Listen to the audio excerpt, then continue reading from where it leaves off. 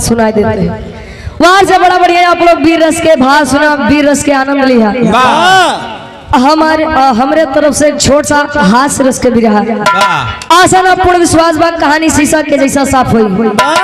आज जैसा कि गुरुजी बताए ना कि नौटंकी देखा जाता है, अब विराह सुने जाते हैं।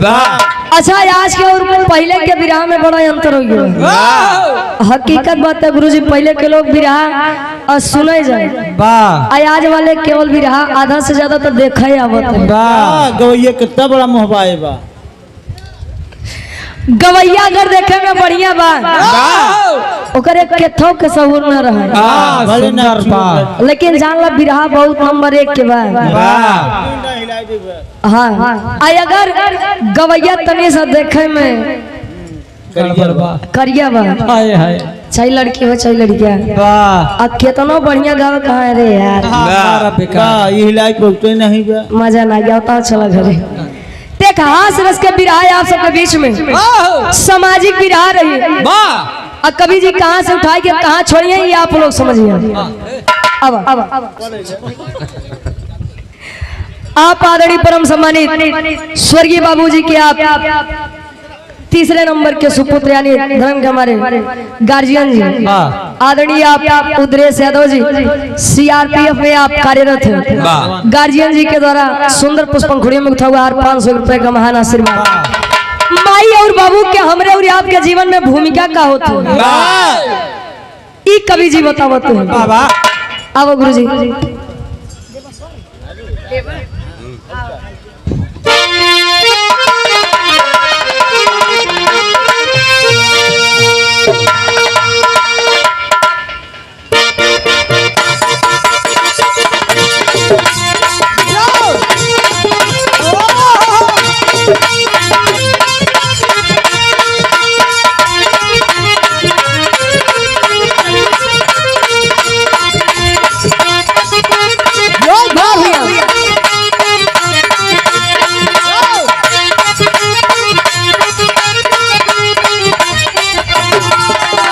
अरे जिया से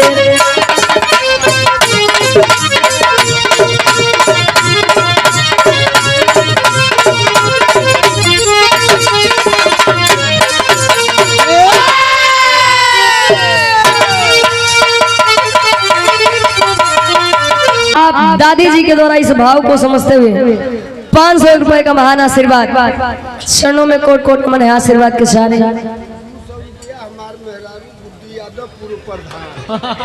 200 रुपए का महान आशीर्वाद दी हमरे अरविंद चाचा के धर्म पत्नी जी हमारे चाची गुड्डी देवी जी पूर्व प्रधान जी आप चाची जी के द्वारा 200 रुपए का महान आशीर्वाद के सारे के मुझे अपनी कला में कामयाब है।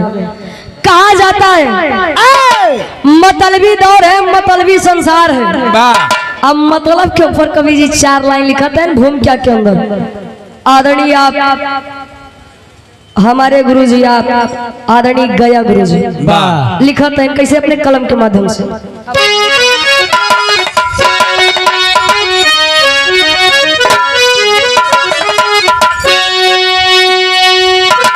कहे मतलब के दुनिया है मतलब के साथी,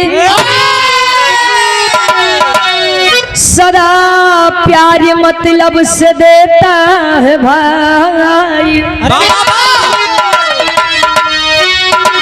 मतलब से राखी बहन बांधती है, अरे मतलब से दूधवा पियावे लिमाई, पिता पुत्र के बीच मतलब की डोरी, अरे पता चलता तन पे जब आती बुढ़ाई,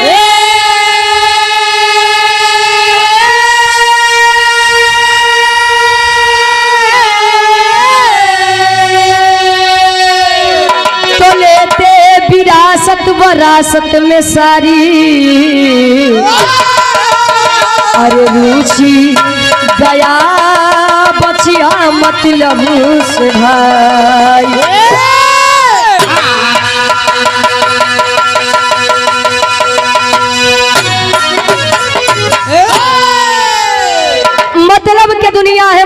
के साथी सदा प्यार मतलब से देता है भाई।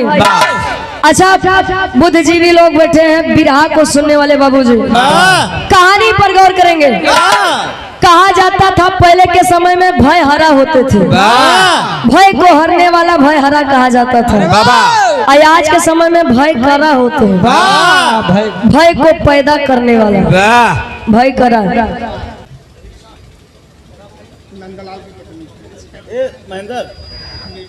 आप हमारी धर्म की चाची जी, आप स्वर्गीय बाबूजी की बड़ी बहू रीता देवी, आदरणीय आप श्रीमती रीता देवी जी, चाची जी के द्वारा सुंदर पुष्पंखुड़ियों में गुथा हुआ हार 1000 रुपए का महान आशीर्वाद। दूसरे नंबर। और आप स्वर्गीय बाबूजी की दूसरे नंबर वाली आप बहू हैं, आप ही दरोगा शासक की धर्म पत्नी जी कविता चाची, दूसरे नंबर वाली आपके द्वारा सुंदर पुष्पंखुड़ियों में गुथा हुआ हार 500 रुपए का महान आशीर्वाद। तीसरे नंबर।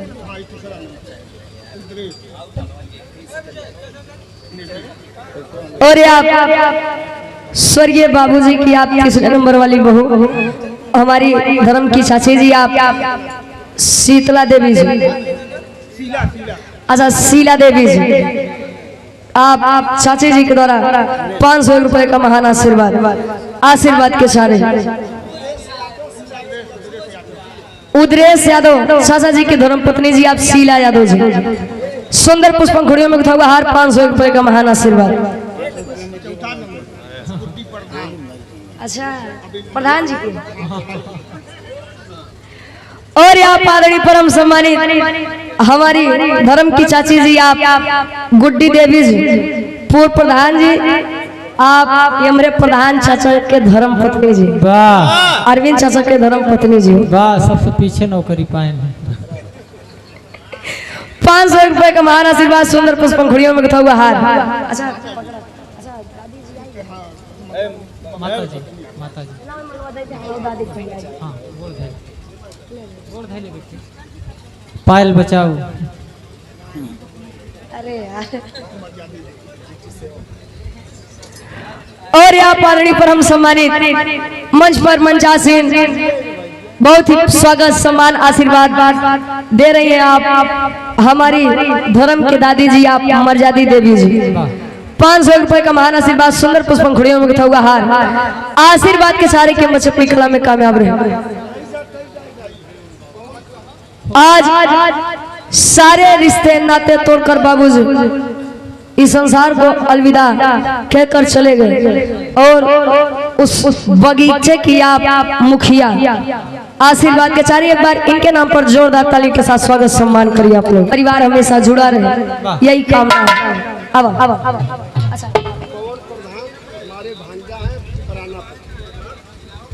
कौन प्रधान का स्वागत हो रहा है? रुक जाता अनिल कुमार यादव जी फतेहपुर से, गद्दोपुर से अनिल कुमार यादव भैया जी, आपके द्वारा यूपी, अच्छा उत्तर प्रदेश पुलिस गार्जियन जी के द्वारा 100 रुपए का महान आशीर्वाद। और आप पवन कुमार यादव जी, हमारे प्रधान जी के आप भांजे जी, गार्जियन जी के द्वारा 500 रुपए का महान आशीर्वाद। मालिक का नेक बंदा परवरदिगार अल्लाह से कहे, क्या कहे?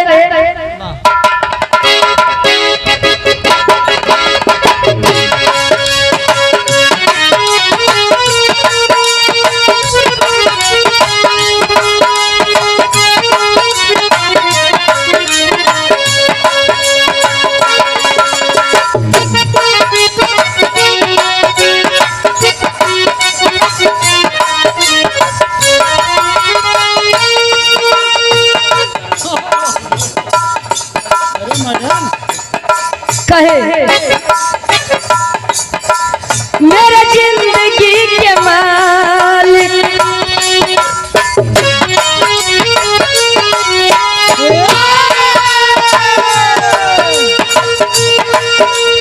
मेरे जिंदगी के मालिक, मेरे दिल पे हाथ रख दे, मेरा जिंदगी के मालिक, मेरे दिल पे हाथ रख दे, मेरा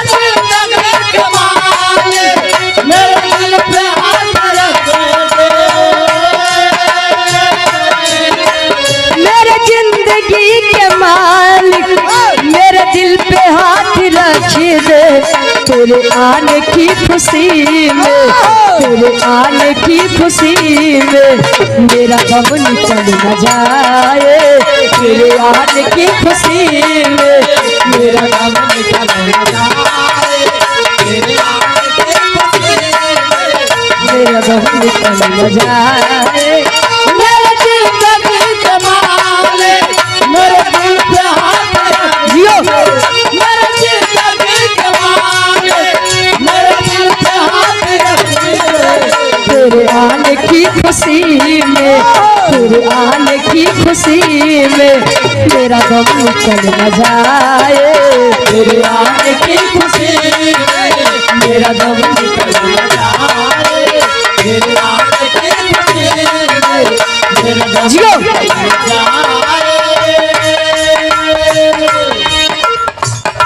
आनंद यादव उर्फ गुड्डू यादव भैया जी,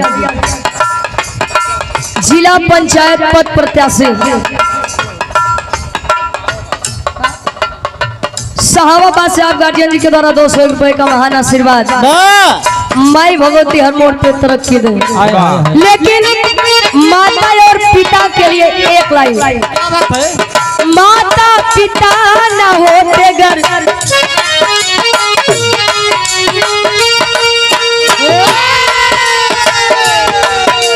माता पिता न होते घर हम भी जन्म न पाते, माता पिता न होते घर हम भी जन्म न पाते, माता पिता न होते घर हम भी जन्म न पाते।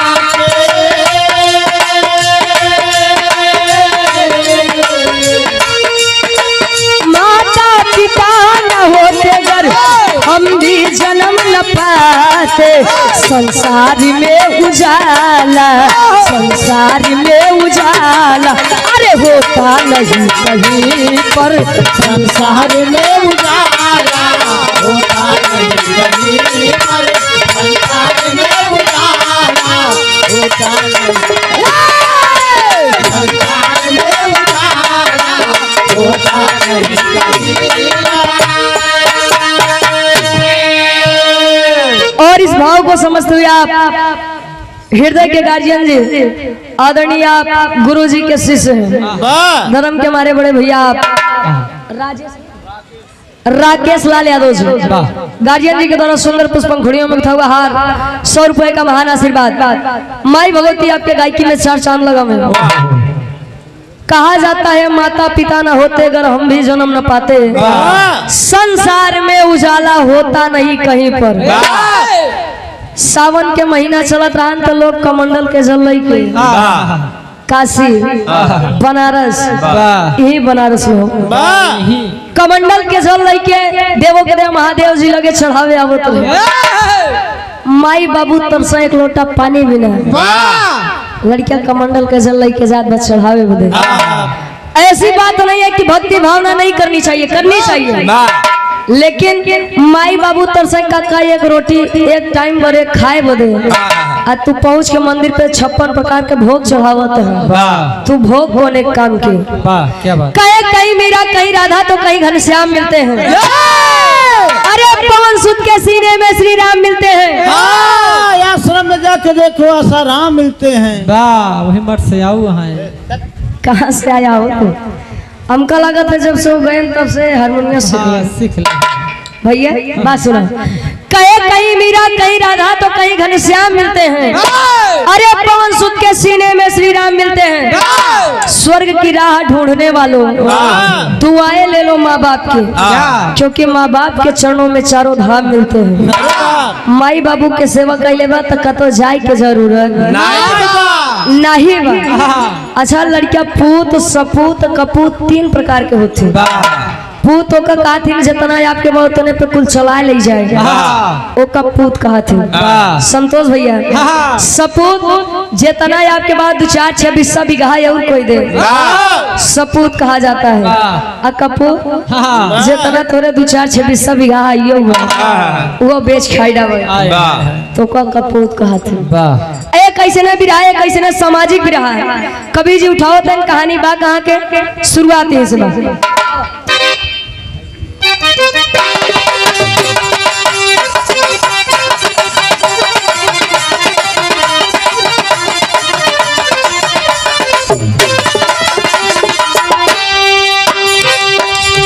एक था गांव जहाँ एक वृद्ध रहता था एक था गांव जहाँ एक वृद्ध रहता था जाएगा साथ यही बस खाया करता था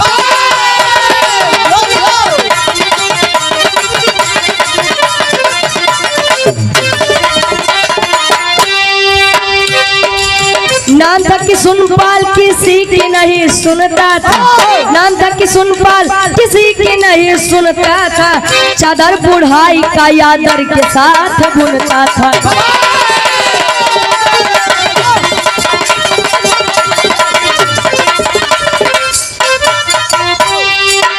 तो बेटे आई जिसको 2 थी बहुरिया थी तो बेटे आई जिसको 2 थी बहुरिया थी तो बेटे आई जिसको 2 थी बहुरिया थी तो बेटे आई जिसको 2 थी बहुरिया थी थोड़ा हरामी किस्म लहुरी बहुरिया थी थोड़ा हरामी किस्म लहुरी बहुरिया थी थोड़ा हरामी किस्म लहुरी बहुरिया थी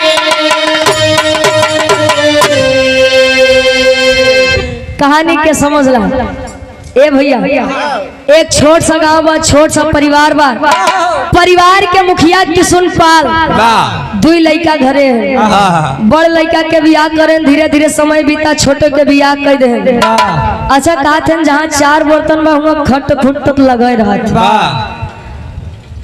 शादी कर दिए दोनों बहुएं आने जाने लगी ता पहले के पुरनिया दादा खाए में बड़ा शौकीन रहे खाए पिए में खाए पिए में अच्छा पहले के काका दादा लोग महुआ खात रहे आज वाले पियत है अंतर तनके बा कितना हो काका जे महुआ खात रहे ने ओन देखला पे तक बैठा है सही से आज पियत है वो ढंगलाए और आप आदरणीय परम सम्मानित पुनः आप धर्म के बड़े भैया आप धर्मेंद्र यादव उर्फ पलटू भैया जी 100 रुपए का महान आशीर्वाद बिरहा के अध्यक्ष साहब और आप आदरणीय परम सम्मानित अजय यादव उर्फ गोलू भैया जी प्रधान आप गुरुवट से आपके द्वारा 100 रुपए का महान आशीर्वाद अच्छा तो एक दिन दुल्हनिया अपने दुल्हावा का बुलाए के कहे सुना दुल्हावा इसका का बात बा का दिक्कत बा कहे अच्छा ही बतावा बोल बोल तुम्हारे पिताजी जब इस समय इस अवस्था में इतना खाते हैं तो जब इनकर जवानी रही हुई तब कितना खाते हैं कहे अबे अबे आए तो लगे थे हमरे बाबू के खाना निहारे का बात बा दुल्ही कहे जाएगा तोरे बाबू के रहन सहन से हम एकदम परेशान है दुल्हिया बता कैसे एक लाइन गीत लगत बा बिरहा के आप अध्यक्ष साहब धर्म के आप बड़े भैया धर्मेंद्र यादव उर्फ पलटू भैया जी बड़ा गांव बनारस से बड़ा गांव कोयलीपुर से 100 रुपए का महान आशीर्वाद बिरहा सम्राट आप स्वर्गीय गुरु हफीज चंचल गुरु जी गावत रहे का गावे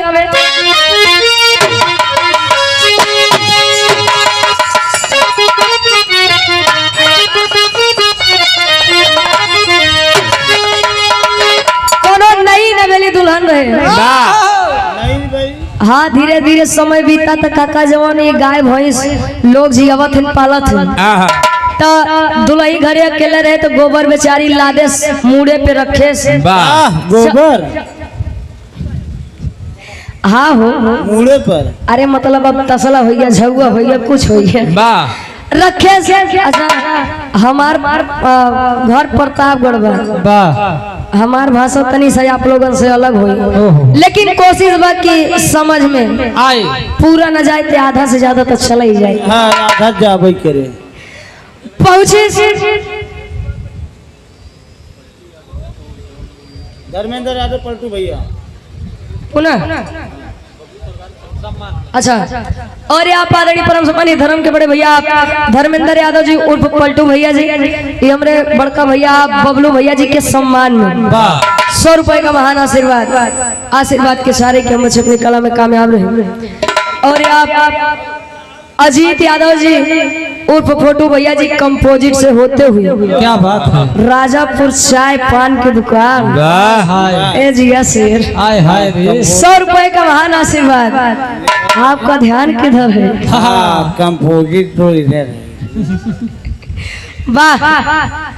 अच्छा पहुंचे तो बगली गन्ना के खेत रहल तो एक गन्ना उखाड़ के जल्दी से रख ले, कहे चलते घरे पहुंचा तो बढ़िया आनंद ले आए तो 2-4 गदेला में कहे ए चाची ए चाची तनी खमौक दे दे आ एक कठी तोड़बद है तोहे का दे दे। तब ले 2-4 ठी देवर आई गे ए भौजी ए भौजी नहीं कि नहीं रहे कहे तनी खमौक दे दे। आई वही बगली खेत में जाके के तोड़ लिया वा एक काम अपने बरली है। पहुंचे तो दुआरे बुढ़ाऊ उनकर ससुर जी बैठा रहे मोहन दांत तो नहीं बे कहे पतो ही आई प्लास्टिक वाला लगवाए है बबलू भैया बबलू भैया।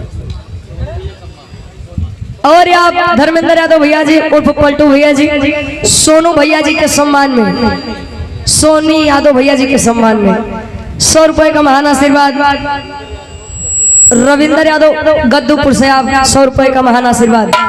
आज जब बुढ़ौना मांगे कहे सरे बाबूजी मोहम दात नाई बका तू चुब कहे एक कठियों के बा मांगे वाले इतना जने हाथ दी त दी के कहे सुन जैसे जैसे हम कहते तैसे तैसे बात बुढ़ौना बतावे का बतावे।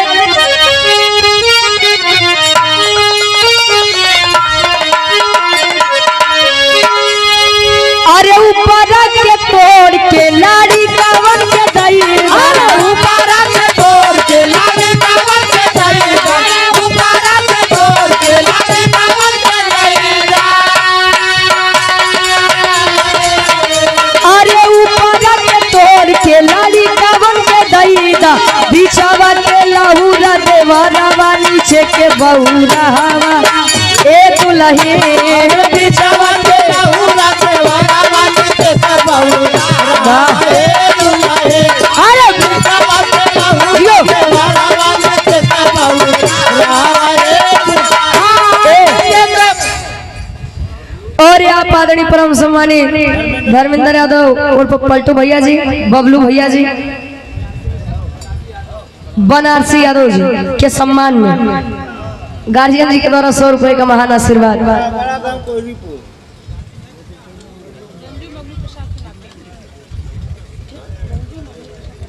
स्वर्गीय बाबूजी की आप नाते हैं रंजू यादव जी धर्म की हमारी बड़ी बहन आपके द्वारा सुंदर पुष्पंखुड़ियों में गुथा हुआ हार 201 रुपए का महान आशीर्वाद।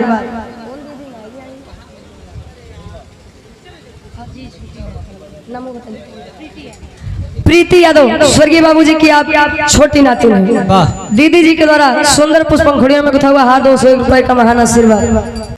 अनुरीता यादव जी आप हमारे चाचा जी आप दरोगा जी की लड़की हैं और स्वर्गीय बाबूजी की नाती हैं। सुंदर पुष्पंखुड़ियों में गुथा हुआ हार 201 रुपए का महान आशीर्वाद।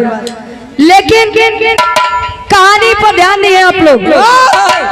वो बहू अपने पिताजी यानी ससुर जी खातिर कहे का कहे धर्म के हमारी बड़ी बहन आप इंजीनियर अंजलि यादव जी सुंदर पुष्पंखुड़ियों में गुथा हुआ हार 500 रुपए का महान आशीर्वाद। ब्रिजेश यादव जी जानूपुर से आपके द्वारा 100 रुपए का महान आशीर्वाद। नाम स्वर्गीय बाबूजी की आप पोती हैं धर्म की हमारी बड़ी बहन ज्योति यादव जी वाह 200 रुपए का महान आशीर्वाद। उदुलाई कहे अपने दुल्हावा से का कहे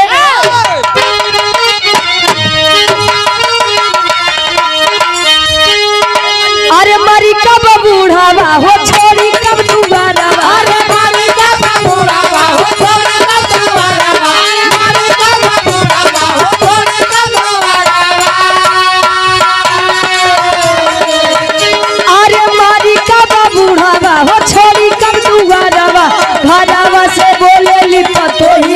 बहुत खिसियाई रे भाई घरवा से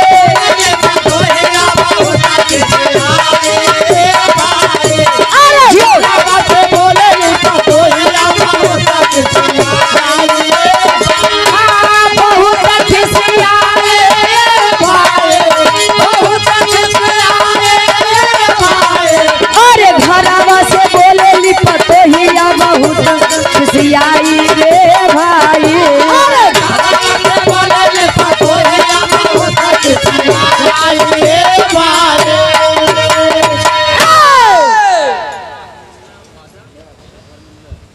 धर्मेंद्र भैया जी हारमोनियम के बहुत ही सुंदर वादक हैं, बनारस के पावन धरती से। धीरज भैया जी हारमोनियम के बहुत ही सुंदर वादक, 51 रुपए का महान आशीर्वाद। और आप आदरणीय आप परम सम्मानित धर्म के बड़े भैया आप अजय यादव जी उर्फ गोलू जी प्रधान जी, आप गुरुवट से आपके द्वारा 100 रुपए का महान आशीर्वाद।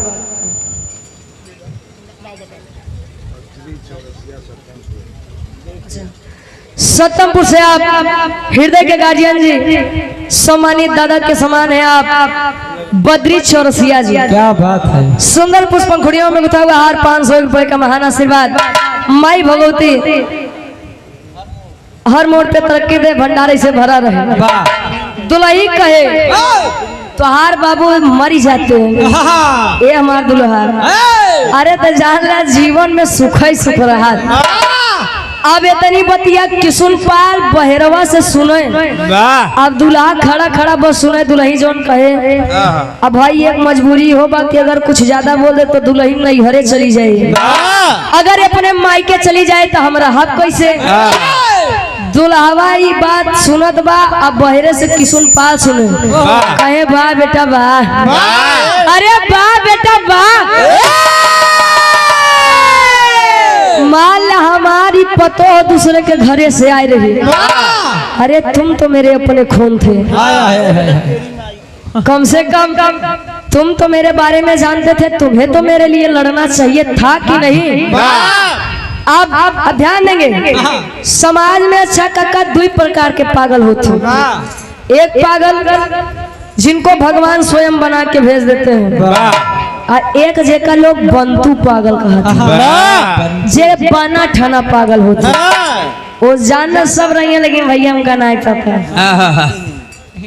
आते इनके बड़े अब किशुनपाल अपन जन्म कुंडली उठाए पहुंचत बा गांव में। एक जने विद्वान पंडित जी हैं, साधु जी हैं, संत जी हैं, उनके लगे ई पूछे बदे कि हम मरब कब। पहुंचत बा कैसे खाटी इलाहाबादी तर्ज लगा।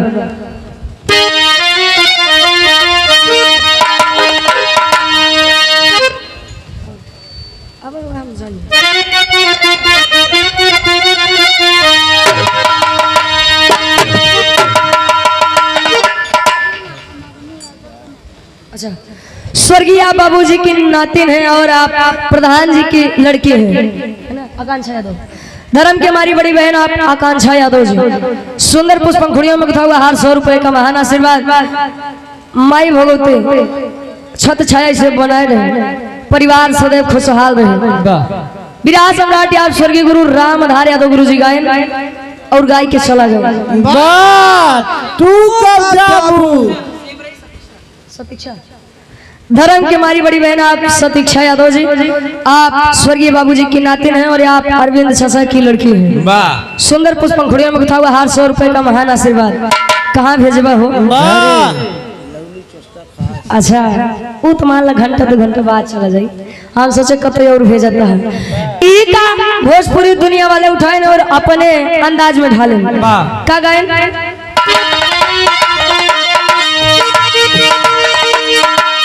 आए हाय अरे राम झकोर मार झुलनी, अरे झकोर मार झुलनी, कहे साड़ी लहराए हो झकोर मार झुलनी।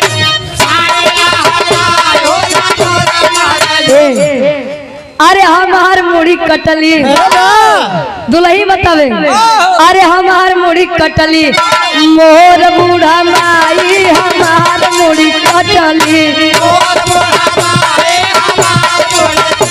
लेकिन यही क्या हैदर अली गुरु जी का मैं अरे राम घुसुरी गवा बरधा गा सार बरधा अरे राम घुसुरी गवा बरधा कहा सरी यही मझारी घुसुरी गवा बरधा।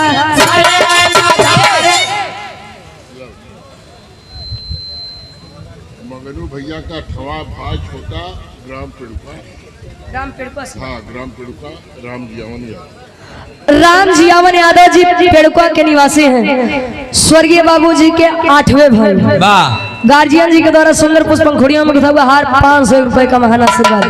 लेकिन एक लाइन अरे घुमा के गोरी मरलू विराज सम्राट आप स्वर्गीय दादा राम कलाश यादव जी एक बात कहा तो है कहे तेरी मेरी आंख लड़ी लोगों ने बदनाम किया कहा दुनिया के बक्का ही दिया हम तू अपन काम की है केहू केहू कहेला उमरिया के दोस्त बा कहीं के गए सूरदास सब नजरिए के दोस्त बा गुरु जी का मैं अरे घुमा के गोरी मरलू नयना वही से बहन हो घुमा के गोरी मरलू।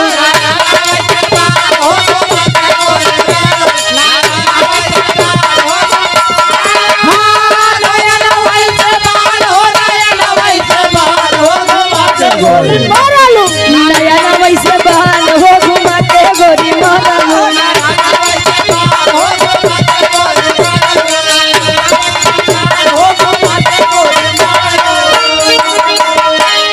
और यार धर्म के बड़े भैया अजीत यादव उर्फ फोटू भैया जी कंपोजिट से होते हुए राजापुर चाय पान की दुकान गार्जियन जी के द्वारा 100 रुपए का महान आशीर्वाद। लेकिन भाव पर गौर करेंगे किसुन 500 सोचते हैं का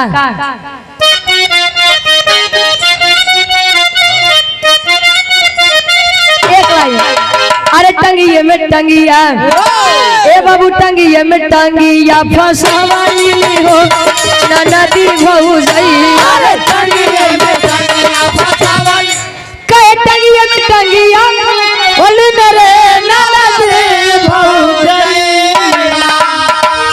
तो कहे ऊपर ऐसे डाल के ही लहवाई हो ना नदी भऊ जाई अरे ऊपर ऐसे डाल के ही लहवाई हो। स्वर्गीय बाबूजी के आप भाई हैं कमला यादव जी गार्जियन जी के द्वारा सुंदर पुष्प पंखुड़ियों में हुआ हार 500 रुपए का महान आशीर्वाद। कहे कहे ऊपर ऐसे डाल के ही लवली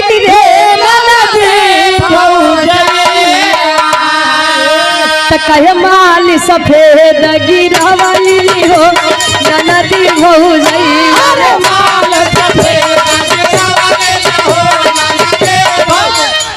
बात कया न था न ले जाया हाँ बस इंटरटेनमेंट खातिर बा। पहले के काकी दादी भोरारिया 4 बजे उठ के जब जाता पे बैठे तो टांगे टांग चढ़ाई ले गेहूं लेके जब बैठे गेहूं डाले हम मुट्ठा पकड़ के घुमावे तब उजरका गिरावे तब सफेद सफेद आटा गिरे तब जाए के कहता वो गेहूं का रोटी खाए के मिले तो पहले बाजारे का चलाते रहे। रमा शंकर यादव जी ईश्वरवार से बिरहा कमेटी के आप अध्यक्ष 100 रुपए का महान आशीर्वाद। लेकिन बिरहा पर ध्यान दिए वो किसुन पाल सोचत बा पोथी पत्र उठाए पहुंचा कहाँ अरे पतोहिया के बतिया ए बाबू पतोहिया के बतिया अब गोली ये सलागी पतोहिया के बतिया पतोहिया के बतिया गोली ये सलागी। अब पहुंचा पंडित जी के पास पंडित जी देखे कहीं क्या हुआ बेटा कोई दिक्कत कहीं दिक्कत बा तनी हमार पतरा देख के बताई दे बाबा हम मरब तब। अब भाई वो ज्ञानी पंडित थे कहीं पागल हो गए हो दिमाग खराब हो गया है मैं ढाप हो गए हो मैं ढाप के मतलब चूड़ी ढील हो गया वो का हाफ माइंड का पागल कहा जाता है ना किसी के जन्म की कोई साइट है ना मरने की कोई साइट है। कोई कब आया है कब जाएगा ये साइट के बता सकते है मैं नहीं बता सकता। कहे नहीं नहीं आप मुझे पागल बना रहे हैं, आप समझदार हैं बताएं। कहे जब नाहिन मन ब्याह तो पंडित जी अब खेला करते हैं। कौन खेला करे?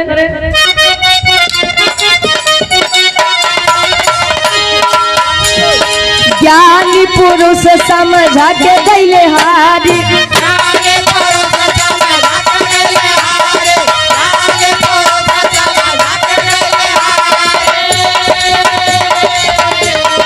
आखिर में पतरा देखे ले ब्रह्मचारी।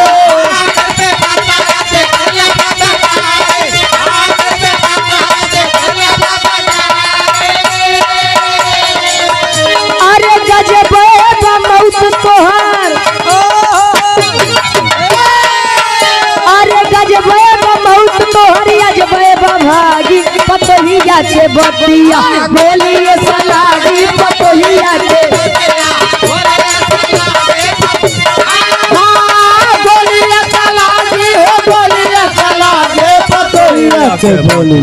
गोलिया सलागी, पतोहिया के बतिया।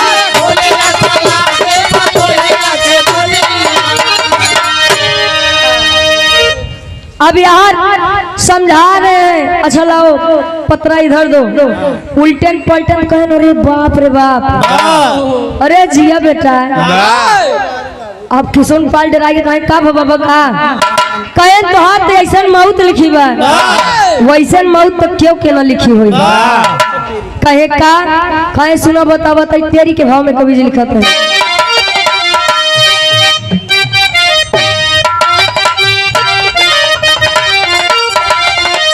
अरे मुहवा पे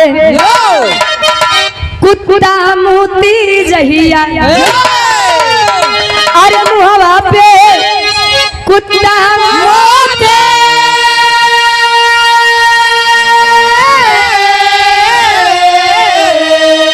अरे मुहवा पे कुत्ता मोती जहिया, आई तीन छीक वही दिन में श्वासा छूटी। अरे वो छूटी, अरे वो छूटी, मुहवा पे कुत्ता मोती जहिया, आई तीन छीक वही दिन में श्वासा छूटी। कवन छीक हो? ई छीक का मनई दिन भर में राजनी कितना बार लेते। कहे कि बेटवा जो दिन तू तीन छीक मार देबा वही दिन तू मूर्छित हो जाबा। मूर्छित का मतलब बेहोश हो जाओगे। और एक कुकुर आई और तोरे मुँह पे अगर तोरे मुँह पे मुँह दे तो समझ ला तू ही दिन मर जाबा। अब इतनी बतिया किसुन पा जब सुन कहे आवा आवा दोनों प्राणी मनावत रख हम मर जाई। आज तो हम अमर हो गए। आवा तोहरी माई के उठाया पोथी पत्रा खुशी खुशी चला आया। देखे तो दरवाजे पे बैल बांधा बा। यह बर्धा जो ने आज के समय में बड़ा रेल है। रेल है, अरे मतलब फरार है, टहरत है।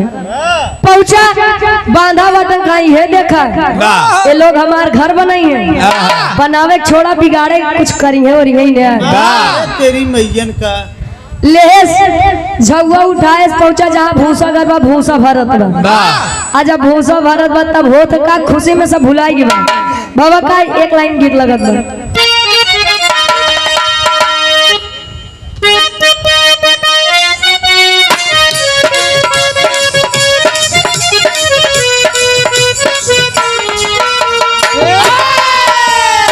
देखिए प्रेम करना कोई गलत बात नहीं है, लेकिन प्रेम पाक और पवित्र होना चाहिए। लड़का कहे बड़ी पुरान गीत के संकेत बात। दिल लगी ने दी हवा, थोड़ा सा धुआं उठा और आग जल गई। दिल लगी ने दी हवा, थोड़ा सा धुआं उठा और आग लग गई। दिल लगे लगे हवा, थोड़ा सा धुआं उठा और आग लग गई। दिल लगी ने दी हवा, थोड़ा सा धुआं उठा और आग जल गई। तेरी मेरी दोस्ती, तेरी मेरी दोस्ती प्यार में बदल गई। तेरी दोस्त की अरे जान के बदल गए तेरी मेरी दोस्ती। लेकिन गौर करेंगे बिरहा पे कि सुन पा जात बा भूसा के घर में घुसा ज्यादा ही गर्दा उड़ा पूरी नाक भर गई भूसा के घर में घुसा ज्यादा ही गर्दा उड़ा तेरी नाक भर गई। भूसा के घर में घुसा ज्यादा ही गदावता तेरी नाक भर गई। भूसा के घर में घुसा ज्यादा ही गर्दा उड़ा पूरी नाक भर गई। देखते ही देखते छींकवार कर गई। देखते ही देखते अरे छींकवार कर गई। देखते ही देखते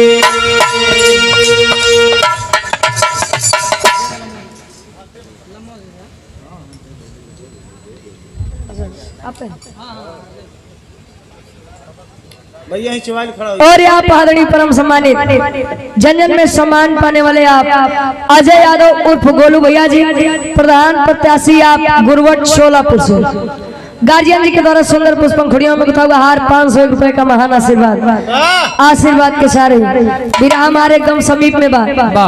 घर में गया भूसा भरत बा तो भूसा भरत के भूसा के जोन गर्दा होते ओकर कुनाई अगर नाक में आ जाए तो छींक आ ही जाती। अब जल्दी जल्दी भरत जब छींक भूसा के अंदर गए नाकी के अंदर गए तब ले पहली छींक वार करे।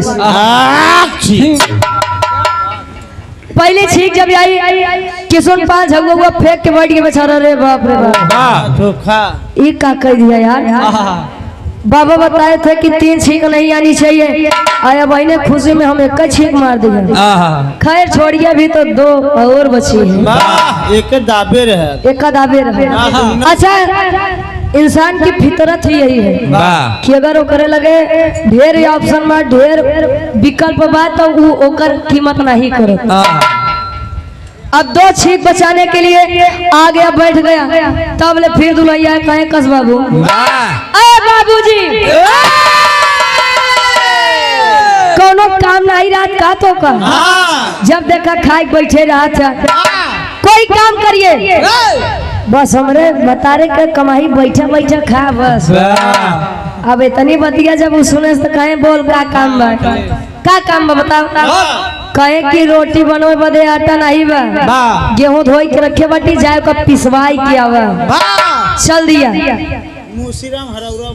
मोसीराम हरौरा बाजार मिर्जापुर से गार्जियन जी के द्वारा 100 रुपए का महान आशीर्वाद।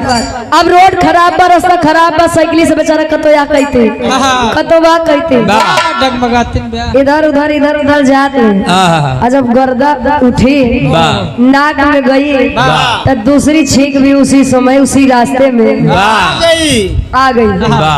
बेचारा निराश होके उदास होके पहुंचा जहाँ आटा पीसा जात बा।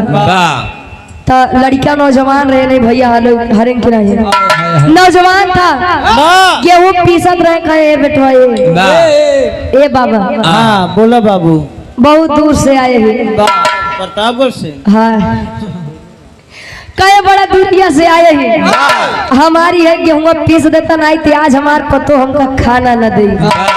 तोहार पतो कहे यहाँ बैठा रहा तोहार पतो कहे बैठा रहा पीस देते कहे नहीं हमका यकीन नहीं पीसा। अच्छा बेचारा गेहूं निकाल के जैसे डाले से गेहूं पिसाद तब ले गर्दा तीसरी छींक और जब तीनों छींक आ गई सोचिए जिंदा है सही सलामत है लेकिन बात कितना ज्यादा असर हुआ वही एकदम लंबा लेट गया मूर्छित हो गया। मूर्छित यानी बेहोशी का नाटक कर रहा है। अब लड़किया नौजवान रहे कहे बाबा अगर तुम्हें लेटाइन के बाद तब अगली तथा बा कुर्सी बा जाए के हुआ वाला बैठा यहाँ क्या करते हैं कहे कहे बेटा मैं मर गया हूँ कहीं पागल हो, दिमाग खराब है, मर गए होते तो बोलते कैसे? कहे बेटा नहीं पता मैं मर गया हूँ। अबे तुम्हारी उम्र नहीं वही सब समझे लाई समझावत बाबू पहापट के भाव में कभी लिखते हैं।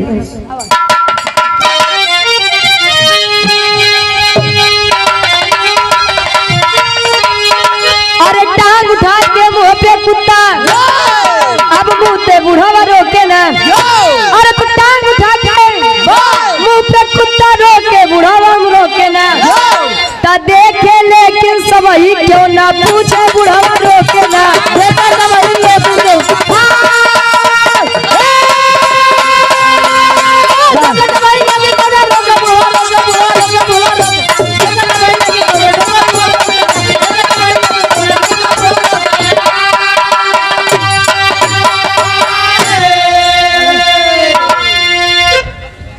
टांग उठा के मुंह पे कुत्ता मुंह पे बुढ़वा रोके ना। आज देखे सब ही लेकिन क्यों ना पूछे बुढ़वा रोके रो।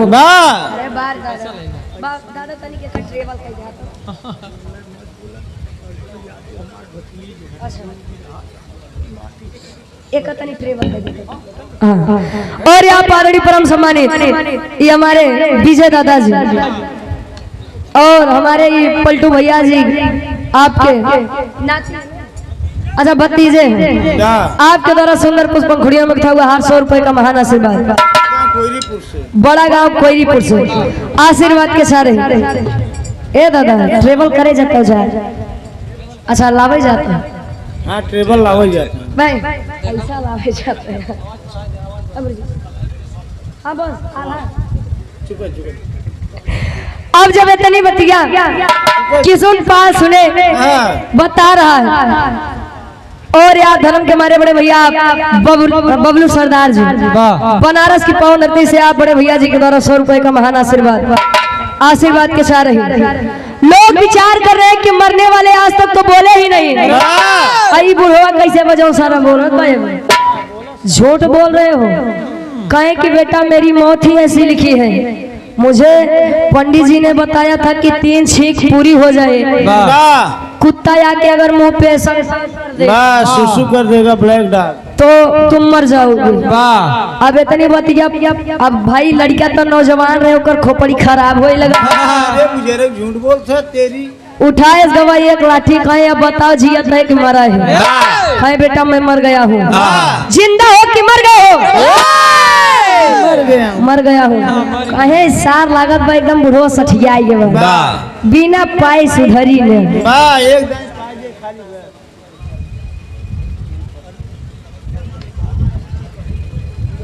पलटू यादव जी ये हमारे विजय दादा के भतीजे जी आप गार्जियन जी के द्वारा सोनी यादव जी आप 100 रुपए का महान आशीर्वाद।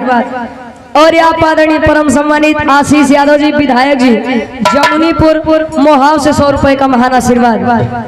उठाए झंडा अगुसियाई के करत का आखिरी वक्त खड़ी के भाव में कवि जी लिखते हैं।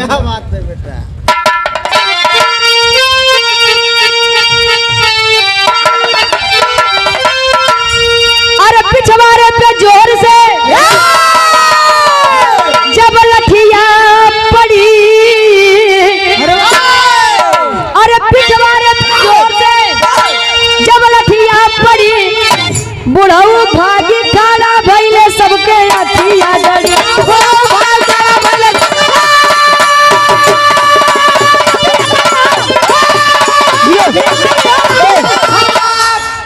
पिछवाड़े पे जोर से जब लठिया पड़ी बुढ़ऊ भागी खड़ा भइले सबके अखिया गड़ी। उठाए डंडा पीछे जब 2-3 डंडा मारे कहे कि अब बताओ जिया था मर गिरी। अब उठ के बैठ के कहे अरे बेटा वाह बेटा वाह अरे बेटवा अरे धन्य हो गए हम जवान तो हमें जियाई ली है। कहे अरे मैं मर गया था तोरे ही डंडा में बड़ा जादू बा। डंडा में तू हमें जियाई ला बेटा। हमारी एक बात मन में कहे जब हम मरब तब ही डंडा से हमार सेवा कही दी है हम जी जाब। कहे एकदम पगल है यहाँ का कहा जाता है बुद्धिमान वर्ग के पानी में से पानी छानी। लोग तो दूध में पानी मिला होते आज ये बुद्धिमान। अच्छा पढ़ने सिर्फ किताबी और रट्टू तोता ना बने के चाहिए। पहले के लोग कम पढ़ा लिखा रहते हैं लेकिन उनके अंदर संस्कार था। आज के लोग जितना एजुकेशन लेते हैं जितना शिक्षित होते हैं संस्कार के स्तर उतने कम हो जाते हैं। पहले के लोग जब पैर छुए तो एकदम झुक के एकदम झुके तब पैर छुए। आया तो हम तो देखा था तो कितना जन बस घुटने तक बस अरे घुटना को परम कइले थे ता ई संस्कार में अंतर हो गया। कहे आखिरी भाग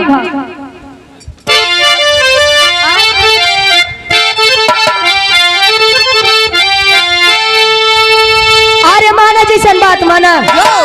अरे वही के मनवा तो पानी में से पानी छाना हो के बुद्धि माना।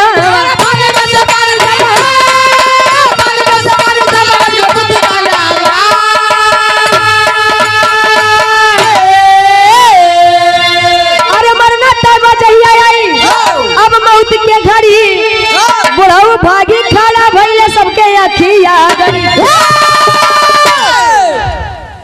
कहानी कवि जी उठाए तो हास्य रस से लेकिन एक बात जान लीजिए समाज हमारा जिस गर्त में डूबा है और डूबा जा रहा है इसको उबरने में भी ना जाने कितना समय लग जाएगा। तो बुद्धिमान बनिए आप लोग। आपके पास भी ज्ञान है सोचने समझने की क्षमता है। आखिरी में अच्छा ये आम का पेड़ है कोई आपसे कह दे नहीं भैया ये आम के नहीं महुआ के पेड़ बा आखिर से दिखात बनाई आमे के पेड़ बा। अब नहीं माना था तू बतावे वाले के दोस्त बा कि अपन दोस्त बा। पहले अपन गलती देखा जाते तब दूसरे के दिखावा जाते। आखिरी में खानदान के परिचय बा। गुरु बिहारी गुरु रामलाल की माया।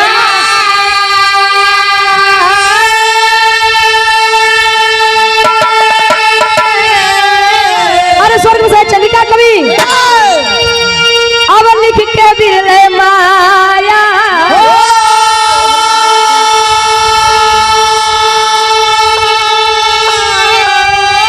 अरे मुहवा पे कुंडा रुचि गया कभी बिरहा के सजीवन बूट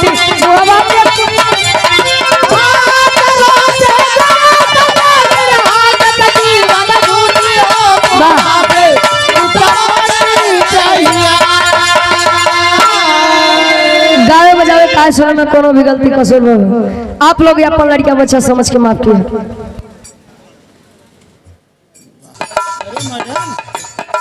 कहे मेरे जिंदगी के मालिक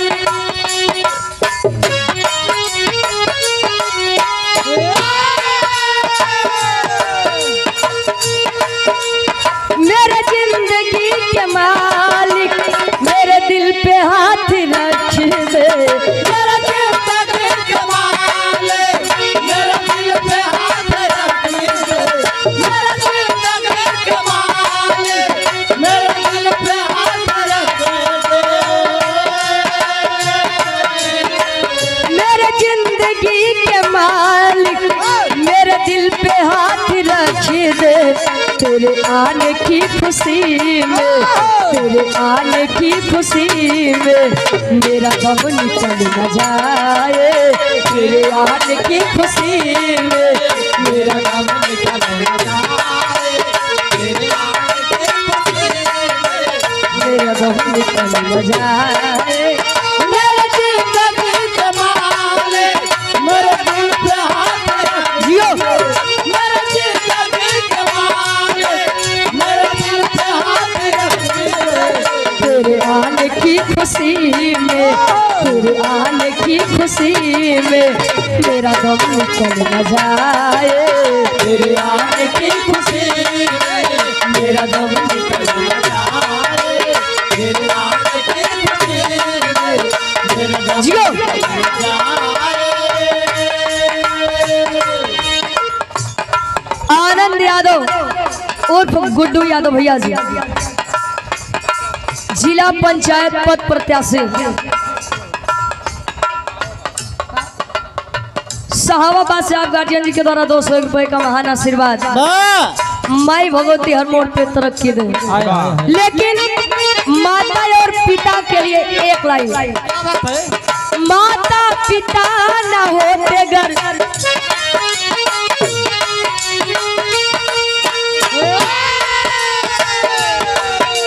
माता पिता न होते घर हम भी जन्म न पाते। माता पिता न होते घर हम भी जन्म न पाते। माता पिता न होते घर हम भी जन्म न पाते।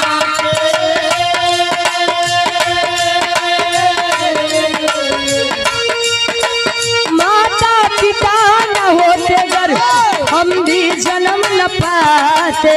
संसार में उजाला संसार में उजाला अरे होता नहीं कहीं पर। संसार में उजाला होता नहीं कहीं पर। संसार में उजाला होता नहीं। संसार में उजाला होता नहीं कहीं और इस भाव को समझते हुए आप हृदय के गार्जियन जी आदरणीय आप गुरु जी के शिष्य हैं, वाह धर्म के हमारे बड़े भैया आप राकेश लाल यादव जी गार्जियन जी के द्वारा सुंदर पुष्पंखुड़ियों में हुआ हार 100 रुपए का महान आशीर्वाद। माई भगवती आपके गायकी में 4 चांद लगा में। कहा जाता है माता पिता न होते अगर हम भी जन्म न पाते। संसार में उजाला होता नहीं कहीं पर। सावन के महीना चलत रहा तो लोग कमंडल के जल के काशी बनारस यही बनारस में हो वाह कमंडल के जल के देवों के देव महादेव जी लगे चढ़ावे आवत रहे। माई बाबू तरसा एक लोटा पानी बिना लड़कियां कमंडल के जल के जात बस चढ़ावे बदे। ऐसी बात नहीं है कि भक्ति भावना नहीं करनी चाहिए, करनी चाहिए, लेकिन माई बाबू तरसा काका एक रोटी एक टाइम बरे खाए बदे आ तू पहुँच के मंदिर पे 56 प्रकार के भोग चढ़ावत है। तू भोग कौन एक काम के क्या बात। कहे कहीं मीरा कहीं राधा तो कहीं घनश्याम मिलते हैं। अरे पवन सुत के सीने में श्री राम मिलते हैं। आश्रम में जाके देखो आसाराम मिलते हैं। वाह वही मठ से आओ वहाँ। कहाँ से आया हो तू? हमका लगा था जब सो गए तब से हारमोनियम सीख ले भैया बात सुना। कहे कहीं मीरा कहीं राधा तो कहीं घनश्याम मिलते हैं। अरे पवन सुत के सीने में श्री राम मिलते हैं। स्वर्ग की राह ढूंढने वालों दुआएं ले लो माँ बाप की, क्योंकि माँ बाप के चरणों में चारों धाम मिलते हैं। माई बाबू के सेवा कैले बा तो कतो जाए के जरूरत नहीं बा। अच्छा लड़कियां पूत सपूत कपूत 3 प्रकार के होते। पूतों का कहा थी जितना आपके बहुतने पे कुल चला ले जाएगा वो कब पूत कहा थी संतोष भैया। सपूत जितना आपके बाद 2 4 6 20 बीघा और कोई दे सपूत कहा जाता है। आ कपूत जितना थोड़े 2 4 6 20 बीघा आइयो वो बेच खाई डावे तो का कपूत कहा थी। ए कैसे न बिरहा है कैसे न सामाजिक बिरहा है। कभी जी उठाओ तन कहानी बा कहाँ के शुरुआत है से बा।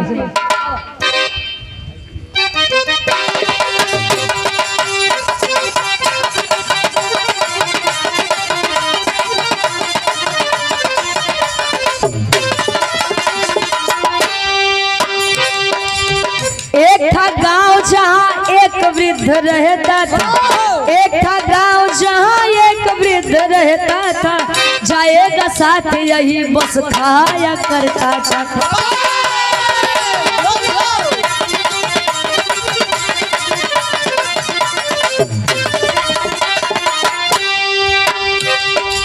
नाम था कि सुनपाल किसी की नहीं सुनता था।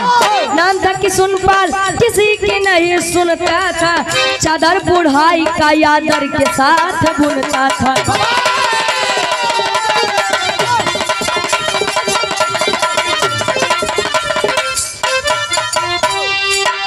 तो बेटे आई जिसको 2 थी बहुरिया थी। तो बेटे आई जिसको 2 थी बहुरिया थी। तो बेटे आई जिसको 2 थी बहुरिया थी। तो बेटे आई जिसको 2 थी बहुरिया थी। बोला हरामी किस्म लहुरी बहुरिया थी। हरामी की बहुरी बहुरिया से बड़ा हरामी की बहुरी बहुरिया से।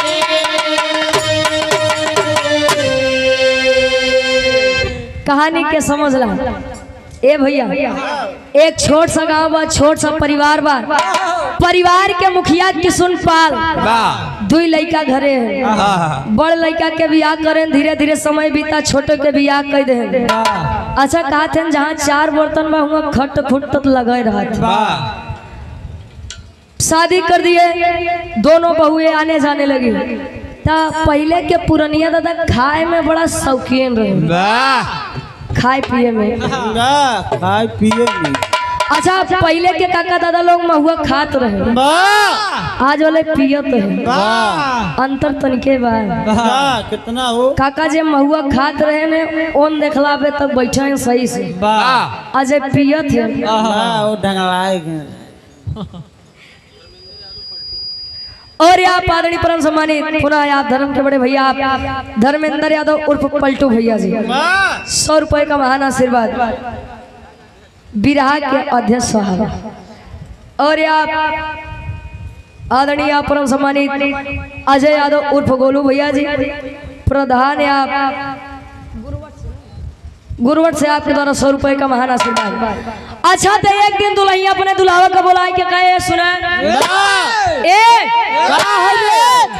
दुल्हावा ऐसा का बात बा, का दिक्कत बा, कहे अच्छा ही बतावा। बोल बोल।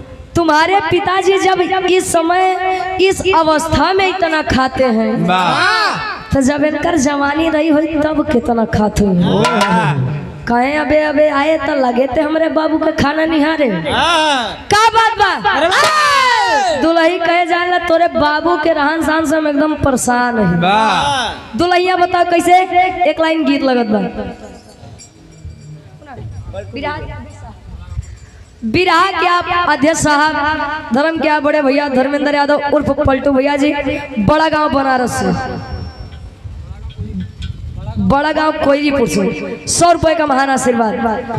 बिरहा सम्राट आप स्वर्गीय गुरु हफीज चंचल गुरु जी गावत रहे का गावे।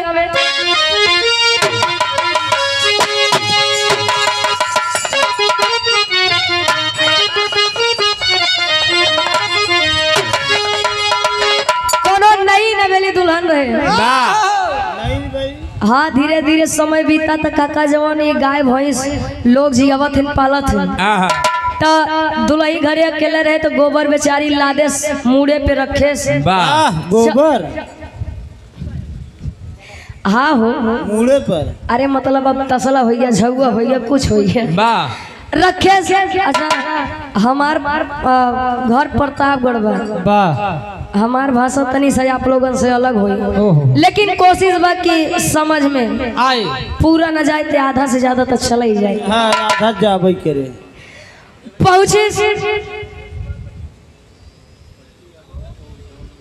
धर्मेंद्र यादव पलटू भैया पुनः। अच्छा और आप आदरणीय परम सम्मानित धर्म के बड़े भैया आप धर्मेंद्र यादव जी उर्फ पलटू भैया जी, ये हमारे बड़का भैया बबलू भैया जी के सम्मान में 100 रुपए का महान आशीर्वाद। आशीर्वाद के सारे कि हम अपनी कला में कामयाब रहे।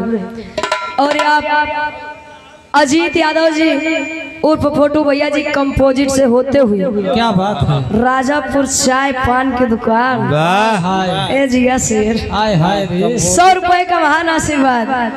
आपका ध्यान किधर है? कंपोजिट तो इधर है। वाह। अच्छा पहुंचे तो बगली गन्ना के खेत रहा था, एक गन्ना उखाड़ के जल्दी से रख ले, चलते घरे पहुंचे तो बढ़िया आनंद ले आए। 2-4 गदेला मिल गए, ए चाची ए चाची तनिक हम दे दे, एक कठी तोड़ब भाई तोहे का दे दे। तब ले 2-4 ठी देवर आई गए, ए भौजी ए भौजी कहे तनी कमौक दे दे। आई वही बगली खेत बजाई के तोड़ी लिया वा, एक काम अपने बरली है। पहुंचे तो दुआरे बुढ़ाऊ उनकर ससुर जी बैठा रहे, मोहन दांत तो नहीं बे कहे पतो ही आई। प्लास्टिक वाला लगवाए है बबलू भैया बबलू भैया और आप धर्मेंद्र यादव भैया जी उर्फ पलटू भैया जी, सोनू भैया जी के सम्मान में, सोनी यादव भैया जी के सम्मान में 100 रुपए का महान आशीर्वाद। रविंद्र यादव गद्दूपुर से आप 100 रुपए का महान आशीर्वाद।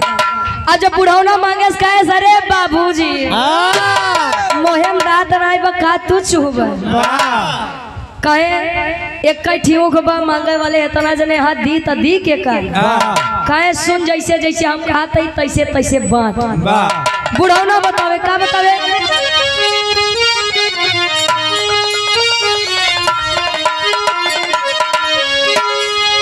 अरे ऊपर के तोड़ के लाड़ी कावन के दई, अरे ऊपर के तोड़ के लाड़ी कावन के दई, ऊपर के तोड़ के लाड़ी कावन के दई। अरे ऊपर के तोड़ के लाड़ी कावन के दई दा, बिछावा के लहूरा देवरा वाली नीचे के बहुरा हवा ए दुल्ही बिछावा के लहूरा देवरा वाली नीचे के बहुरा ए दुल्ही। अरे बिछावा के लहूरा देवरा वाली नीचे के बहुरा ए। और आप आदरणीय परम सम्मानित धर्मेंद्र यादव उर्फ पलटू भैया जी, बबलू भैया जी, बनारसी यादव जी के सम्मान में गार्जियन जी के द्वारा 100 रुपए का महान आशीर्वाद।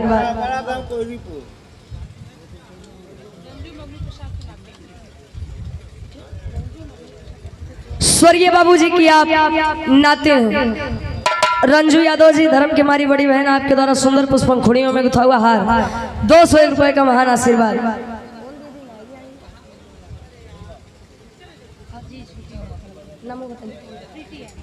प्रीति यादव स्वर्गीय बाबूजी की आप छोटी नाती हैं, दीदी जी के द्वारा सुंदर पुष्पंखुड़ियों में गुथा हुआ हार 200 रुपए का महान आशीर्वाद।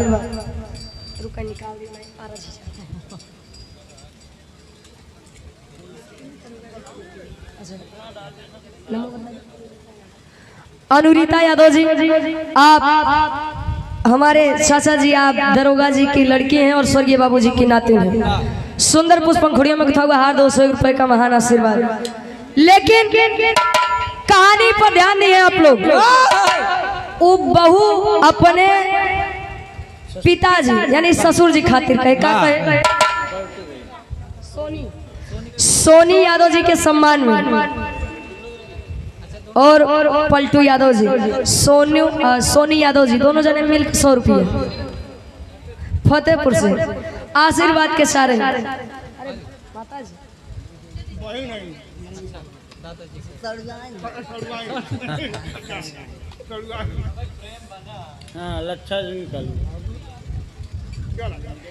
स्वर्गीय बाबूजी की आप सढ़ुआई में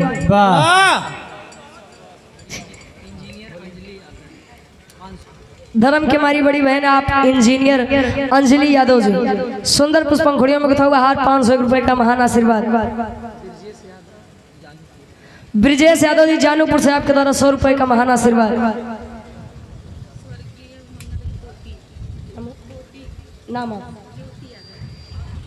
स्वर्गीय बाबूजी की आप पोती हैं, धर्म की हमारी बड़ी बहन ज्योति यादव जी, 200 रुपए का महान आशीर्वाद। दुल्ही कहे अपने दुल्हावा से का कहे,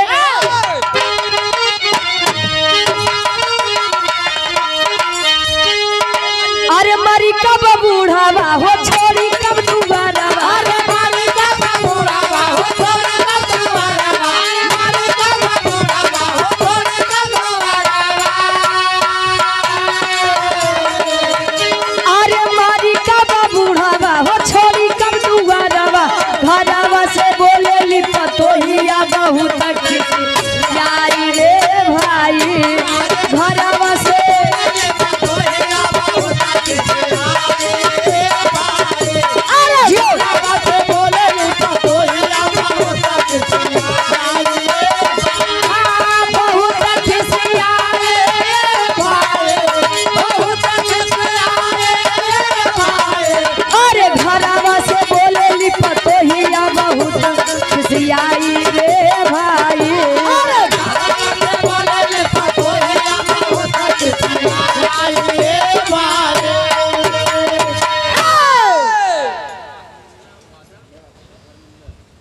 धर्मेंद्र भैया जी हारमोनियम के बहुत ही सुंदर वादक हैं, बनारस के पावन धरती से। धीरज भैया जी हारमोनियम के बहुत ही सुंदर वादक, 51 रुपए का महान आशीर्वाद। और आप आदरणीय आप परम सम्मानित धर्म के बड़े भैया आप अजय यादव जी उर्फ गोलू जी, प्रधान जी आप गुरुवट से आपके द्वारा 100 रुपए का महान आशीर्वाद।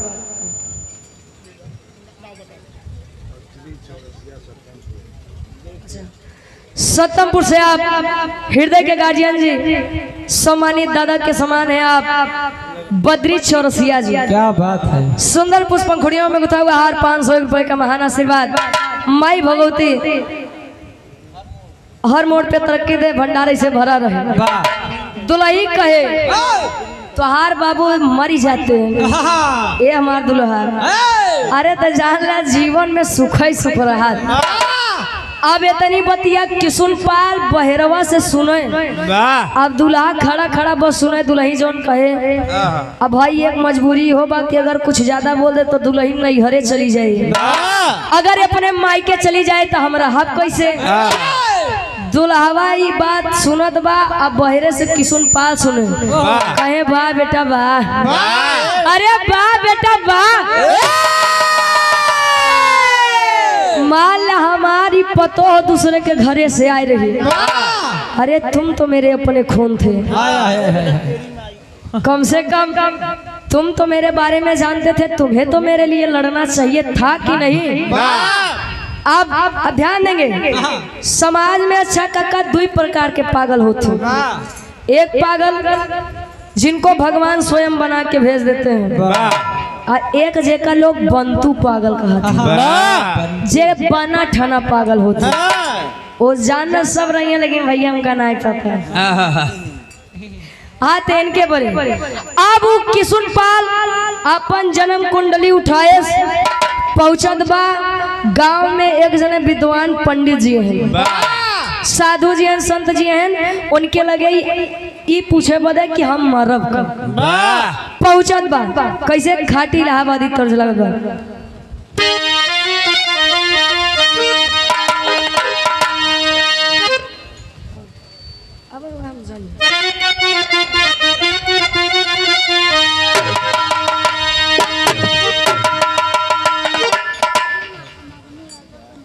अच्छा, स्वर्गीय आप बाबूजी की नातिन हैं और आप प्रधान जी की लड़की हैं, है ना, आकांक्षा यादव।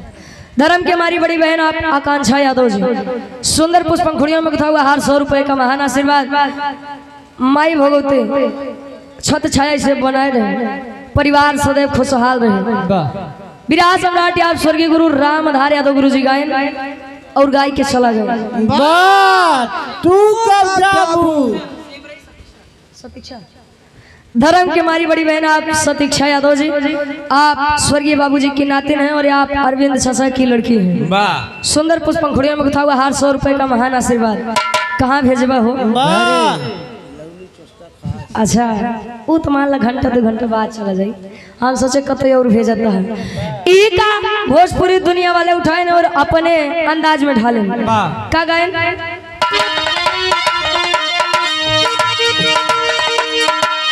आए हाय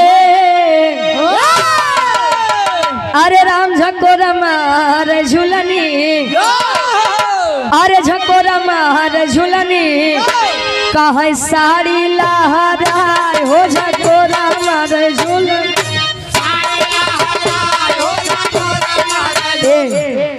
अरे हमार मुड़ी कटली, दुल्ही बतावे, अरे हमार मुड़ी कटली, मोर बूढ़ा माई हमार मुड़ी कटली। लेकिन यही क्या हैदर अली गुरु जी का मैं, अरे राम घुसुरी गवा बरधा गा सार बरधा, अरे राम घुसुरी गवा बरधा, कहाँ सरी मझारी घुसुरी गवा बरधा।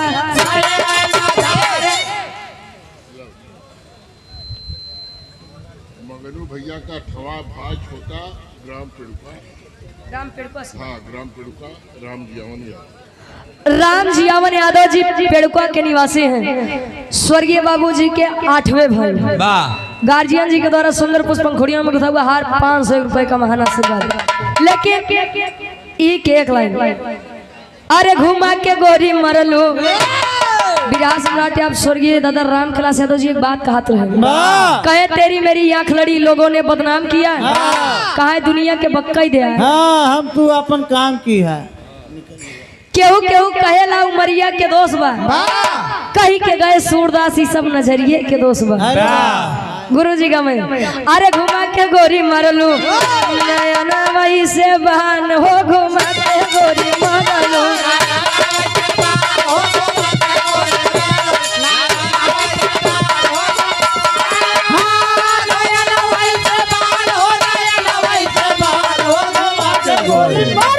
नयना वही से बहन हो, घुमा के गोरी मरलू।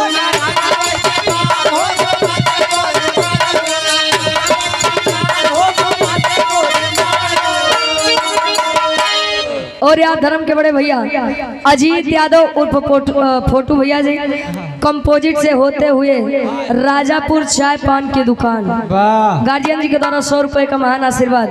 लेकिन भाव पर गौर करेंगे किसुन पाल सोचते हैं का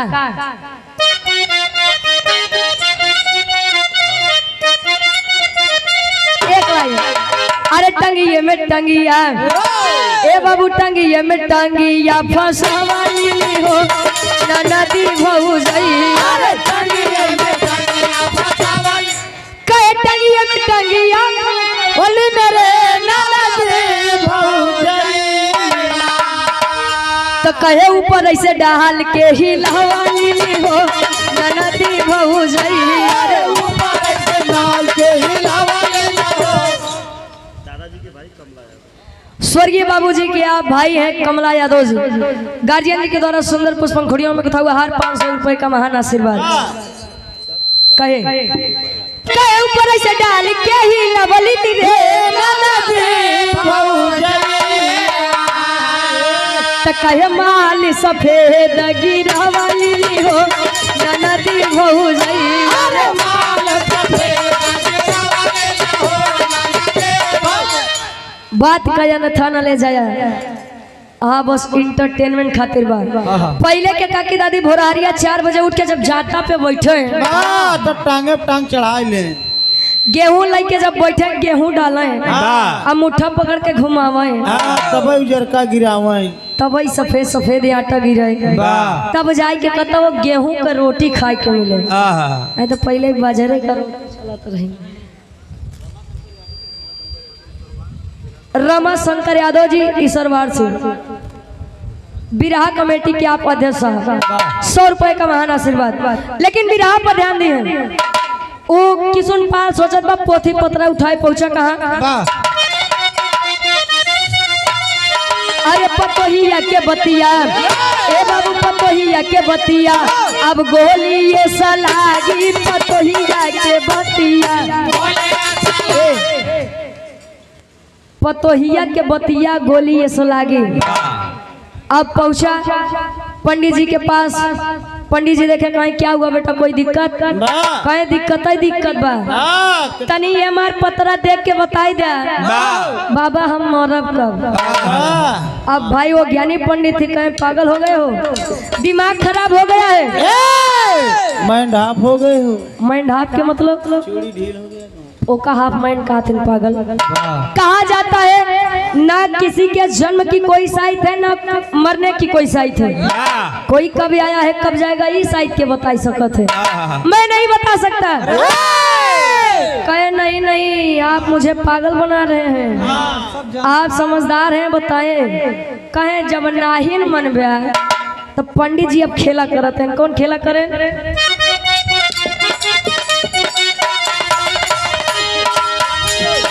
ज्ञानी पुरुष समझा के दैले हारी,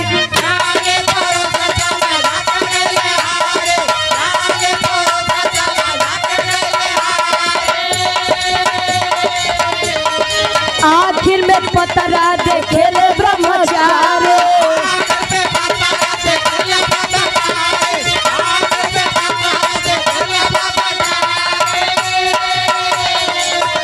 अरे गजब मौत तोहार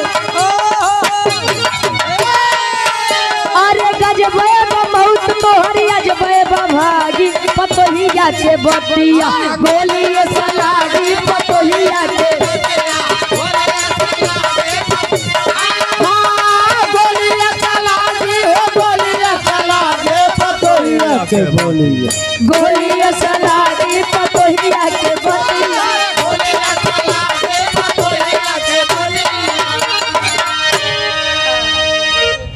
अब यार समझा रहे हैं। अच्छा लाओ पतरा इधर दो। उल्टन पलटन कहन अरे बाप रे बाप अरे जिया बेटा अब किसुन पाल डरा के कहें का बाबा का कहन तो हाथ ऐसा मौत लिखी बा वैसन मौत तो क्यों के ना लिखी हुई कहे का कहे सुना बता बता तेरी के भाव में कभी जी लिखत है।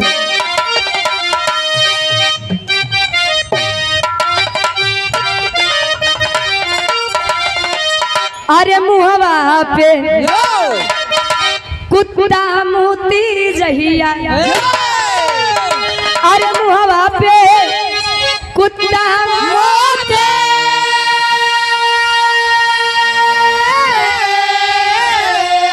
अरे मुहवा पे कुत्ता मोती जहिया आई तीन छीक वही दिन वे श्वासा छूटी अरे वो छूटी अरे वो छूटी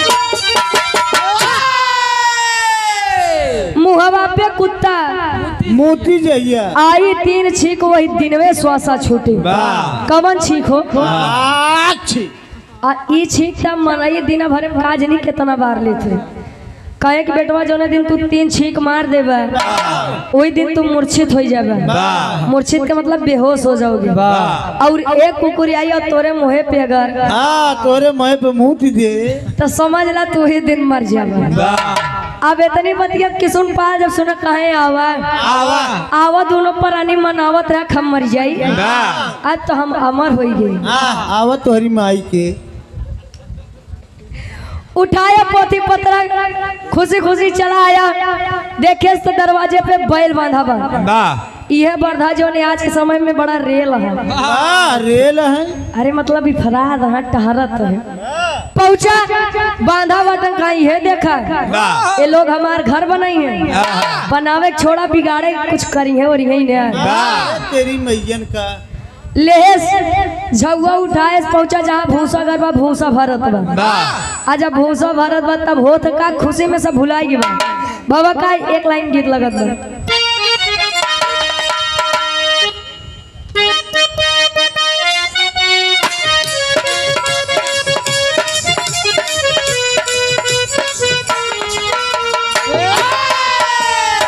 देखिए प्रेम करना कोई गलत बात नहीं है लेकिन प्रेम पाक और पवित्र होना चाहिए। लड़का कहे बड़ी पुरानी गीत के संकेत बात दिल लगी ले दी हवा थोड़ा सा धुआं उठा और आग जल गई दिल लगी ले दी हवा थोड़ा सा और आग लग गई दिल लगे लगे हवा थोड़ा सा धुआं उठा और आग लग गई दिल लगी ले दी हवा थोड़ा सा धुआं उठा और आग जल गई तेरी मेरी दोस्ती तेरी मेरी दोस्ती प्यार में बदल गई तेरी मेरी दोस्ती अरे प्यार में बदल गए तेरी मेरी दोस्ती।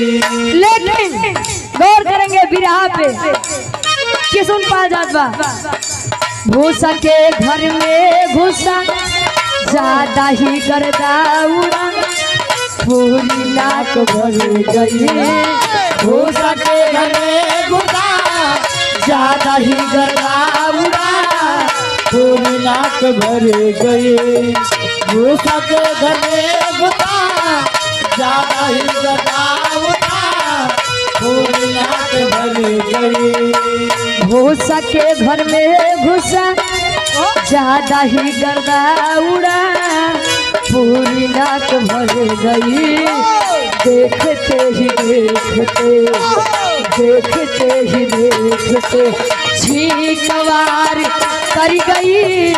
देखते ही देखते अरे ठीक बार कर गई, देखते ही देखते।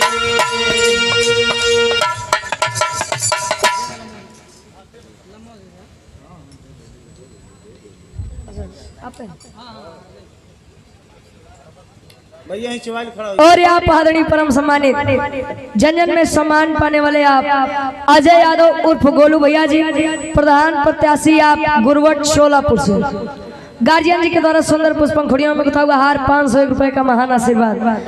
आशीर्वाद के सारे बिना हमारे एकदम समीप में बा घर में गया भूसा भरत बा, तब भूसा भरत के भूसा के जौन गर्दा होते ओकर कुनाई अगर नाक में आ जाए तो छींक आ ही जाती। अब जल्दी जल्दी भरत बा भरत जब छींक भूसा के अंदर गए नाकी के अंदर गए तब ले पहले छींक वार करे।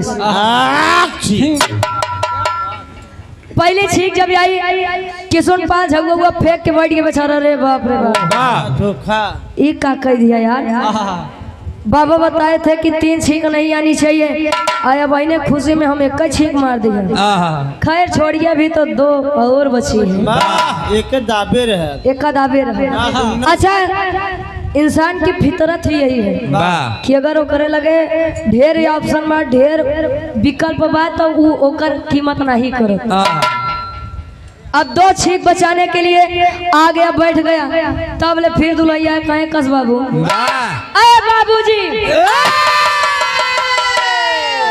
कोनो काम नहीं रात का तो का जब देखा खाए बैठे रहा था कोई काम करिए बस हमरे बतारे के कमाई बैठा बैठा खा बस। अब इतनी बतिया जब वो सुने तो कहे बोल का काम बा बताओ। कहे कि रोटी बनवे बदे आटा नहीं बा, गेहूं धोई के रखे बाटी जाए का पिसवाई के आवा चल दिया। मूसीराम हरौरा बाजार मिर्जापुर से गार्जियन जी के द्वारा 100 रुपए का महान आशीर्वाद। अब रोड खराब बा रास्ता खराब बा साइकिल से बेचारा कतोया कहते कतोबा कहते इधर उधर जाते जब गर्दा उठी नाक में गई तो दूसरी छींक भी उसी समय उसी रास्ते में आ गई।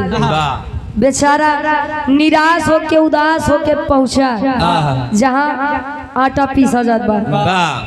तो लड़का नौजवान रहे नहीं भैया हरें की नहीं नौजवान था गेहूं पीसत रहे कहे बेटवा ए बाबा हाँ बोला बाबू बहुत दूर से आए हैं प्रतापगढ़ से। हाँ कहे बड़ा दुनिया से आए हैं हमारी है गेहूं पीस देता नहीं थी आज हमार पतो हमका खाना न दे तोहार पतो कहे यहाँ बैठा रहा तोहार पतो कहे बैठा रहा पीस देते कहे नहीं हमका यकीन नहीं पीसा। अच्छा बेचारा गेहूं निकाल के जैसे डाले से गेहूं पिसाद बा तब ले गर्दा तीसरी छींक और जब तीनों छींक आ गई सोचिए जिंदा है सही सलामत है लेकिन बात कितना ज्यादा असर बा वही एकदम लंबा लंबा लेट गया मूर्छित हो गया। मूर्छित यानी बेहोशी का नाटक कर रहा है। अब लड़किया नौजवान रहे कहे बाबा अगर तुम्हें लेटाइन के बाद तब अगली तथा बा कुर्सी पर जाए के हुआ वाला बैठा यहाँ क्या करते हैं कहे बेटा मैं मर गया हूँ कहे पागल हो दिमाग खराब है मर गए होते तो बोलते कैसे कहे बेटा नहीं पता मैं मर गया हूँ। अबे तुम्हार उम्र नहीं वही सब समझे लाई समझावत बाबू पहापट के भाव में कभी लिखते हैं।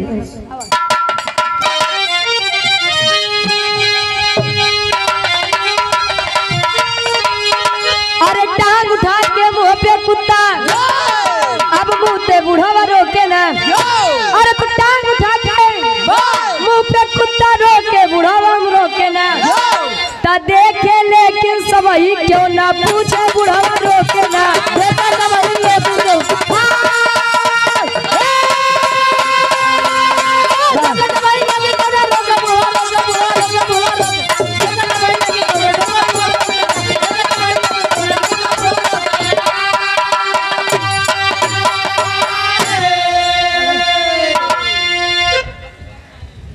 उठा के मुंह पे कुत्ता मुँहते बुढ़वा रोके ना आ देखे सब ही लेकिन क्यों ना पूछे बुढ़वा रोके रो वाह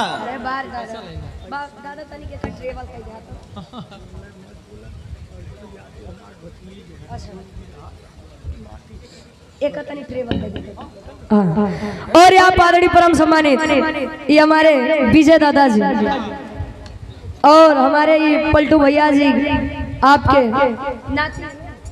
अच्छा भतीजे हैं आपके द्वारा सुंदर पुष्प पंखुड़ियों में था हुआ हार 100 रुपए का महान आशीर्वाद बड़ा गांव कोयरीपुर से आशीर्वाद के सारे ए दादा ट्रेवल करे जाता हो जाए अच्छा लावे जाता है हाँ ट्रेवल लावल जाता है भाई ऐसा लावे जाते हैं हाँ बस अब जब इतनी बतिया किसुन पाल सुने बता रहा है और यार धर्म के हमारे बड़े भैया बबलू सरदार जी बनारस की पावन धरती से आप बड़े भैया जी के द्वारा 100 रुपए का महान आशीर्वाद के साथ रही लोग विचार कर रहे हैं कि मरने वाले आज तक तो बोले ही नहीं आई बुढ़वा कैसे बजाओ सारा बोल झूठ बोल रहे हो कहें कि बेटा मेरी मौत ही ऐसी लिखी है मुझे पंडित जी ने बताया था कि 3 छींक पूरी हो जाए कुत्ता आके अगर मुंह पे ऐसा सुसु कर देगा ब्लैक डॉग तो तुम मर जाओगे अब इतनी बात अब भाई लड़का तो नौजवान रहे होकर खोपड़ी खराब होए लगा मुझे झूठ बोलता तेरी उठाए गवाई एक लाठी कहे अब बताओ जिया है कि मरा है कहे बेटा मैं मर गया हूँ जिंदा हो कि मर गए हो मर गया हूँ कहे सार लागत बा एकदम बुढ़वा सठिया बिना पाई सुधरी ने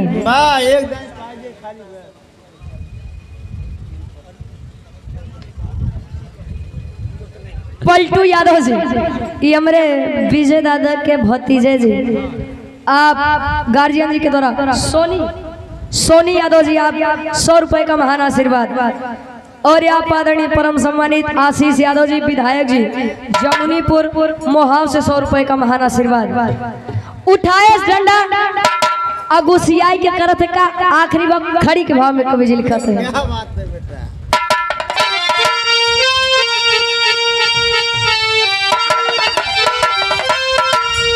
अरे पिछवाड़े पे जोर से जब लठिया पड़ी अरे पिछवाड़े पे जोर से जब लठिया पड़ी बुढ़ऊ भागी खाना भइले सबके अखिया गड़ी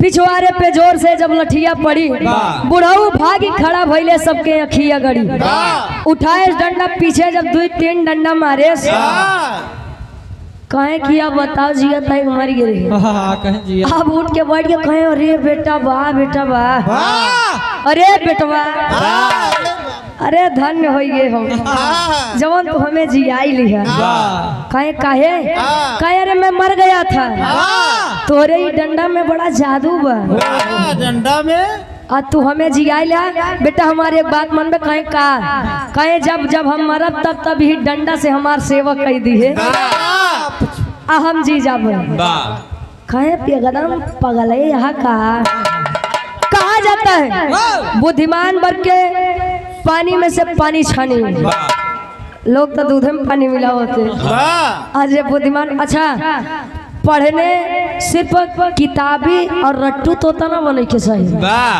पहले के लोग कम पढ़ा लिखा रहते हैं लेकिन उनके अंदर संस्कार था आज के लोग जितना एजुकेशन लेते हैं जितना शिक्षित होते हैं संस्कार के स्तर उतने कम हो जाते हैं पहले के लोग जब पैर छुए तो एकदम झुक के एकदम झुके तब पाँव छुए अब तो हम तो देखा था तो कितना जने बस घुटने तक बस अरे घुटना ता ई संस्कार में अंतर हो गया कहे आखिरी भाव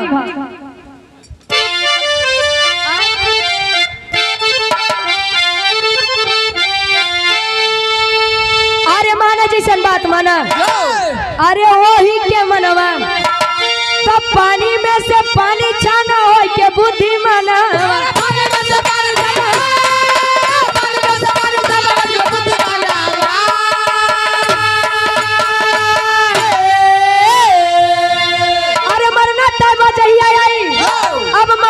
घड़ी बुढ़ऊ भागी खड़ा भइले सबके अखिया गड़ी।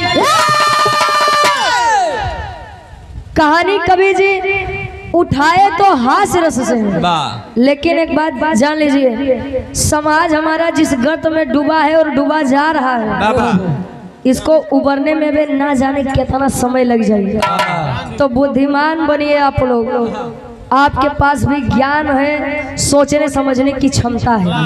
आखिरी में अच्छा, ये आम का पेड़ है, कोई आपसे कह दे नहीं भैया ये आम के नहीं महुआ के पेड़ बा, आँखी से दिखात बनाई आमे के पेड़ बा, अब नहीं माना था तू बतावे वाले के दोस्त बा कि अपन दोस्त बा। पहले अपन गलती देखा जाते तब दूसरे के दिखावा जाते। आखिरी में खानदान के परिचय बा। गुरु बिहारी गुरुदेव गुरु रामलाल की माया।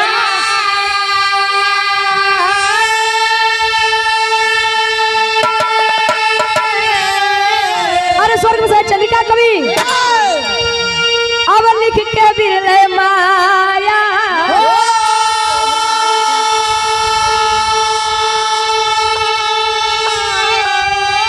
अरे मुहवा पे कुंडा रुचि गया कभी बिरहा के सजीवन बूटी।